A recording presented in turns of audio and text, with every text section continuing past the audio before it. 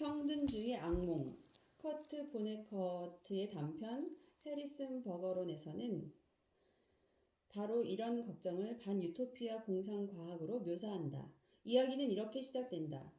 때는 2081년. 마침내 모든 사람이 평등해졌다. 어느 누구도 다른 사람보다 더 똑똑하지 않았다. 어느 누구도 다른 사람보다 더 잘생기지 않았다. 어느 누구도 다른 사람보다 더 강하거나 빠르지 않았다. 이 철저한 평등은 미국 평등관리국 요원들이 이뤄낸 성과다. 평균 이상의 지능을 가진 사람들은 좋은 지능에 불이익을 주는 수신기를 귀에 꽂고 다녀야 했다. 이들이 두뇌를 써서 불공정한 우위를 점하지 못하도록 정부는 약 20초마다 날카로운 잡음을 쏘아 보냈다.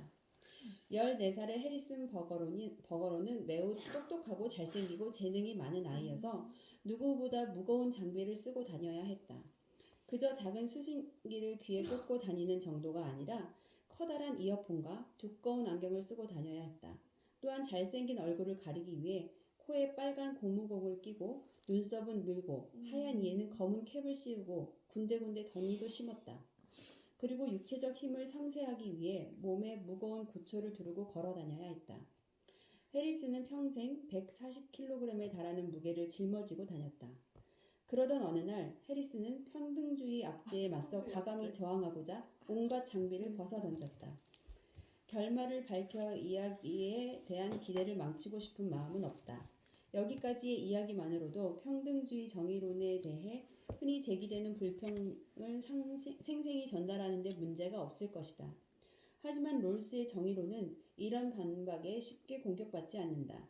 롤스는 획일화된 평등을 능력주의 시장 경제 사회의 유일한 대안으로 보지 않는다.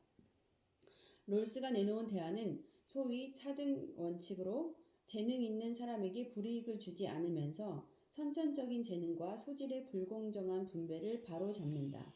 어떻게? 재능 있는 사람이 그 재능을 개발하고 연마하도록 독려하되 그 재능으로 시장에서 거둔 대가는 공동체의 몫임을 이해시킨다. 가장 앞선 주자에게 불이익을 주지 말고 최선을 다해 달리게 하라. 승자는 혼자만의 것이 아니라 재능이 부족한 사람들과 함께 나누어야 한다는 점을 미리 알려주면 된다. 차등 원칙은 소득과 부를 똑같이 배분해야 한다고 주장하지는 않지만 그 밑바탕에는 평등에 대한 단호하고 고무적인 시각이 존재한다. 차등 원칙은 사람들의 타고난 재능을 공동 자산으로 여기고 그 재능을 이용해 얻은 이익은 사실상 공유하자고 주장한다. 천부적 혜택을 입은 사람들은 그들이 누구든 그런 혜택을 받지 못한 사람들의 상황을 개선할 때만 자신들의 행운을 이용해 이익을 얻을 수 있어야 한다. 천부적 혜택을 받은 사람들은 단지 재능이 많다는 이유만으로 이득을 얻어서는 안 되며 그들을 훈련시키고 교육하는 데 들어간 비용을 갚고 자신의 재능을 이용해 그러한 행운을 얻지 못한 사람들을 도와야 한다. 누구도 뛰어난 능력을 타고날 자격이 있거나 사회에서 보다 유리한 출발선에 설 자격이 있는 것은 아니다. 그렇다고 그러한 차이를 없애야 한다는 의미는 아니다. 이를 다룰 다른 방법이 있다. 임의적 요소들의 혜택이 행운을 타고나지 못한 사람들을 위해 쓰이도록 사회의 기본 구조를 조정할 수 있다. 이제 분배 정의와 관련된 4가지 이론을 살펴보자. 1. 봉건제도 혹은 카스트제도, 출생에 따라 계층이 정해짐. 2. 자유지상주의, 제도적 기회균등을 인정하는 자유시장. 3. 능력주의, 공정한 기회균등을 인정하는 자유시장. 4. 평등주의, 롤스의 차등원칙. 롤스는 앞의 세 이론에서는 도덕적 관점에서 볼 때 임의적 요소, 출생, 사회적 혹은 경제적 이점, 타고난 재능이나 능력 등에 따라 배분되는 몫이 정해진다고 주장한다. 오직 차등 원칙만이 운에 따른 소득과 부의 배분을 피할 수 있다.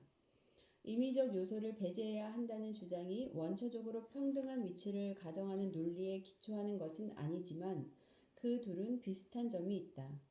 정의를 실현하기 위해서는 개인적으로나 사회적으로 우연히 얻게 되는 임의적 요소들을 배제해야 한다고 주장하는 점에서 그러하다. 반박 1. 포상은 재능 개발에 대한 장려금이다. 롤스의 차등 원칙에 대한 반박은 크게 2가지다. 첫째, 이들이 올리는 소득은 일종의 장려금이라는 주장이다. 어려운 사람을 돕는다는 조건에서만 재능 있는 사람이 자기 재능으로 이익을 얻을 수 있다면 이들이 이를 게을리하거나 아예 능력을 개발하지 않을 수도 있지 않을까?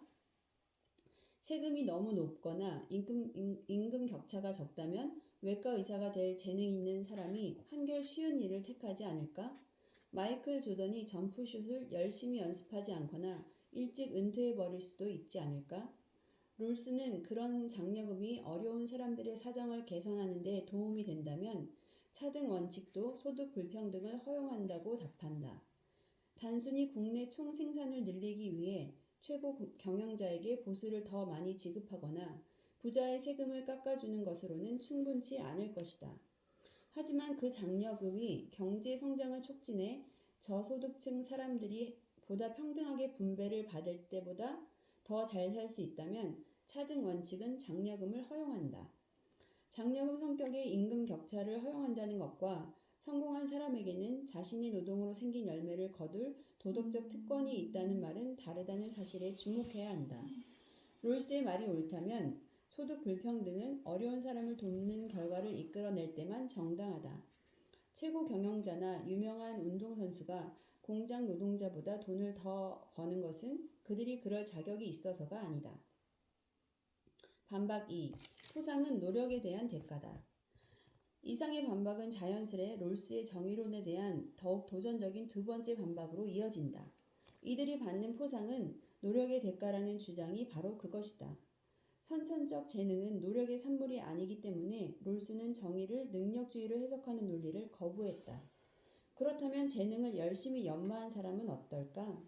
빌 게이츠는 오랜 시간 열심히 노력해 마이크로소프트를 발전시켰다. 마이클 조던은 수많은 시간 동안 노력해 농구 실력을 연마했다. 이들이 재능을 타고난 것은 사실이지만 재능을 갈고 닦은 노력의 대가는 받을 자격이 있지 않을까?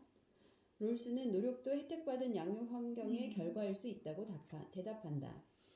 노력하고 도전하고 소위 높은 자격을 누릴 만한 사람이 되려는 의지조차 행복한 가정과 사회적 환경에 좌우된다. 성공의 다른 요소들처럼 노력 역시 자신의 공이라 할 수 없는 우연한 요소에 영향을 받는다. 노력하는 태도 역시 선천적 능력 및 기술, 그리고 그가 취할 수 있는 대안들의 영향을 받는 것이 분명하다. 다른 조건이 동일하다면 보다 잘 타고난 사람이 성실하게 노력할 가능성도 높다. 내가 가르치는 학생들은 노력에 관한 롤스의 주장을 들으면 상당수가 거세게 반발한다. 학생들은 자신이 하버드 대학교에 입학한 것이나 그 밖의 성취는 모두 열심히 노력한 결과지 자신의 통제를 벗어난 의미적 요소들 덕분이 아니라고 주장한다. 이처럼 노력해서 얻은 대가마저 도덕적 자격을 주장할 수 없다는 롤스의 정의론에 많은 사람이 회의적이다. 노력에 관한 롤스의 주장에 대해 토론하고 나서 나는 대략적인 조사를 실시했다. 우선 형제의 출생 순서, 하버드 입학을 위한 학생들의 노력 같은 성실성과 노력에 영향을 미친다는 심리학자들의 견해를 알려준다. 알려진 바에 따르면 첫째가 동생들보다 노동윤리가 더 강하고 돈도 더 많이 벌며 전통적 의미의 성공도 더 많이 거둔다고 한다. 이러한 연구 결과는 논란의 여지가 있을 수 있고 나는 그 결론을 얼마나 신뢰할 수 있는지도 알지 못한다.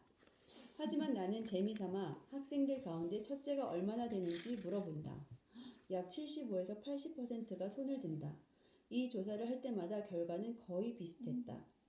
첫째로 태어난 것이 자기 노력의 결과라고 말하는 사람은 없다.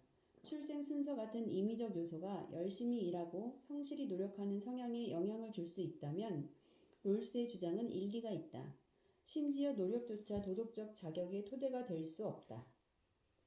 노력하고 열심히 일하면 그 대가를 받을 자격이 생긴다는 주장에 의문을 제기할 이유는 더 있다. 능력주의 사회를 지지하는 사람들은 보통 노력의 미덕을 강조하지만 사실 그들조차 노력만이 소득과 부의 기반이 되어야 한다고 생각하지는 않는다. 두 명의 건설 노동자가 있다고 하자. 한 명은 힘세고 건장한 체격에 별로 힘들이지 않고 하루에 벽을 4개나 쌓는다. 다른 한 명은 약하고 앙상한 체격에 한 번에 2개 이상 벽돌을 옮기지 못한다. 약한 사람은 일을 열심히 하지만 건장한 동료가 별 어려움 없이 하루 만에 해치울 일을 하는데 일주일이나 걸린다. 아무리 노력의 미덕을 강조하는 사람이라도 약하지만 열심히 일하는 노동자가 더 노력을 많이 했다는 이유로 건강한 노동자보다 돈을 더 받을 자격이 있다고 말하지는 못할 것이다. 또 다른 예로 마이클 조던을 보자. 맞다. 그는 열심히 연습했다. 하지만 그보다 경기를 못하면서도 더 열심히 연습한 선수들도 있을 것이다. 그렇다고 연습 시간만 따져서 그들이 조던보다 더 많은 연봉을 받을 자격이 있다고 말할 사람은 없을 것이다. 따라서 실력자들이 아무리 노력을 강조하더라도 그들이 진정으로 포상받을 가치가 있다고 믿는 것은 기여나 업적이다. 노동윤리가 아무리 노력을 찬송하더라도 우리의 성취와 업적은 최소한 어느 정도는 자신의 공을 내세울 수 없는 타고난 재능에서 나온다.